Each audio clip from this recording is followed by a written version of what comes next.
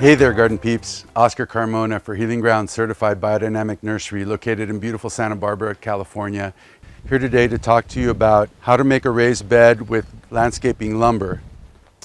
Wood used for construction of raised beds in any garden situation can vary from the very large railroad tie type sections of wood to 2x4s, 4x6s. Cedar, redwood are typical types of wood that are conducive to being outside, outdoors, and weathering the changes in the weather patterns throughout the year. I also recommend that you choose lengths roughly around the range of 4x8, 8-foot sections cut in half. You get 4-foot widths.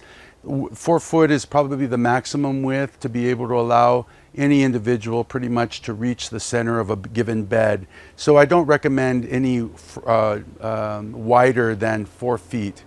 If you do go wider than that, you may need to also include the use of stepping stones to allow people to walk into the bed but not trample about, and just step in a strategic spot, and that will limit your compaction in the soil.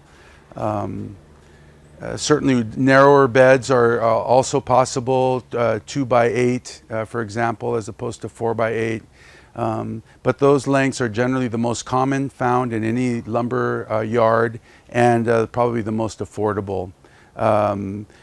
The type of wood is totally dependent also on the aesthetic that you want to achieve. Certainly bigger, beefier pieces of wood would weather longer time and be serviceable for a longer time than thinner pieces of wood, for example.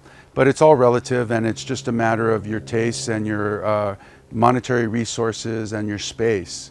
Keep in mind that a garden bed is only as good as its location in terms of the access to sun and water and the kind of really rich, fertile organic matter that you put into that garden bed. So those are really the key things that no matter what you choose are going to create healthy, vibrant plants and nutritious and good tasting as well.